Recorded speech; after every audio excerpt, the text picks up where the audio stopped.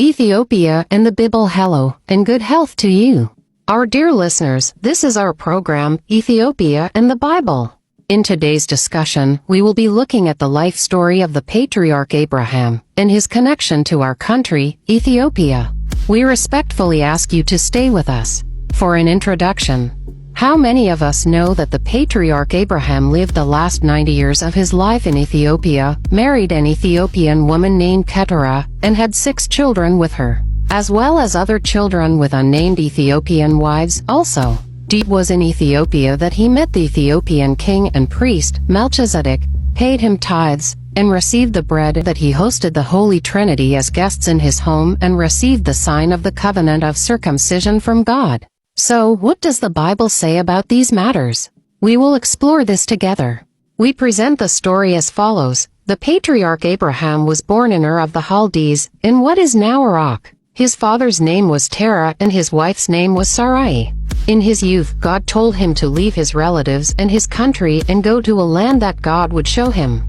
Abraham left Ur and went to Haran, which is now Syria. From Syria, he went to Canaan. On his journey south, he went to Egypt because of a famine. After his stay in Egypt, he acquired wealth and possessions and left Egypt to go south. He then settled in a place called Gerar, which was between Kadesh and Shur, territories that were part of what is now Ethiopia. There, he was welcomed by a righteous king of the Ethiopian people named Abimelech. The king allowed him to settle wherever he wanted in his territory. This became the end of the journey God had commanded for Abraham. This is the country called the Land of God, which is present-day Ethiopia. If you have any questions and suggestions, please leave in the comment section. Next, we would like to examine and show the stories that took place while Abraham lived in Ethiopia by providing biblical evidence. His first name was Abram. God told him to be called Abraham in Ethiopia. Because his wife Sarai could not bear children, he had a son named Ishmael with Sarai's servant, Hagar. The meaning of the name Ishmael is Semael, Semahael, God heard or God listened to me. The English dictionary also defines it as God hears. When we examine the root of the name, we find that the words Sema and Hael are Ethiopian words. After Ishmael was born, God met Abraham again and made a covenant of nationhood and divinity with him.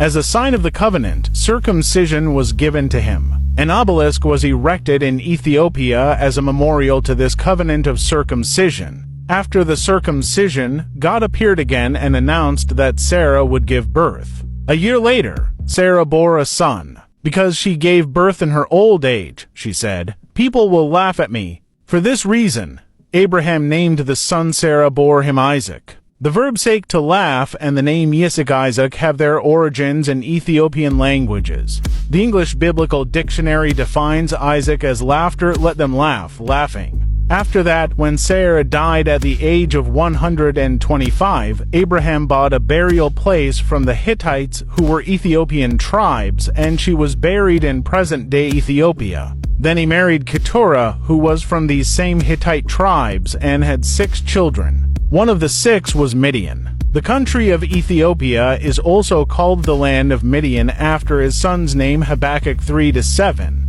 It also says that when Moses fled from Egypt to Ethiopia, he fled to the land of Midian. When Abraham died at the age of 175, his children Ishmael, Isaac, and the others buried him in the same tomb he had bought for Sarah.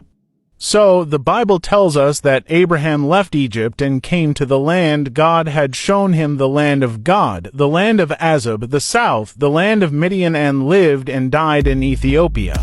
For an introduction, if we have presented as much as the above, we will next present the events that took place while Abraham lived in Ethiopia, linking them with biblical evidence. God's call from Ur of the Chaldees, today's Iraq, to today's Ethiopia of the 175 years Abraham lived on this earth. He lived the last 90 years of his life, from the age of 85, and was buried in present-day Ethiopia in the land of Azub in East Africa. First, to clarify a misunderstood biblical historical account, let's look at the biblical evidence that Abraham and his family did not enter the Promised Land.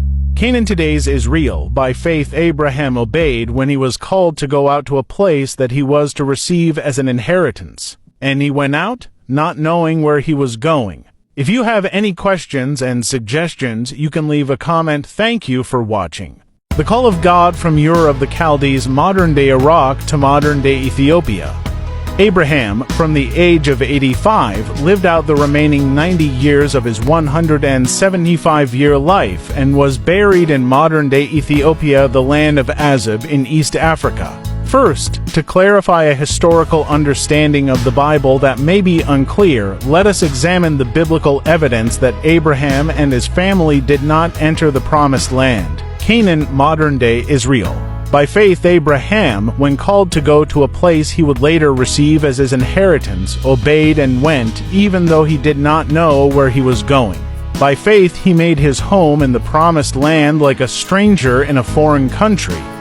He lived in tents, as did Isaac and Jacob, who were heirs with him of the same promise. Hebrews 11:8-9. All these people were still living by faith when they died. They did not receive the things promised, they only saw them and welcomed them from a distance, admitting that they were foreigners and strangers on earth. Hebrews 11:13. These were all commended for their faith, yet none of them received what had been promised. Hebrews 11:39. The term "these were all..." double quotes refers to Abraham, Isaac, Jacob, Moses, and other patriarchs. In addition to St. Paul, St. Stephen also testified that Abraham did not enter the promised land of Canaan, stating he did not give Abraham any property in it, not even a foot of ground. But God promised to give him and his descendants this land as their own, even though at that time he had no child. Acts 7:4-5.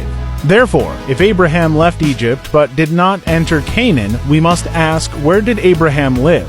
The answer, we find, is modern-day Ethiopia.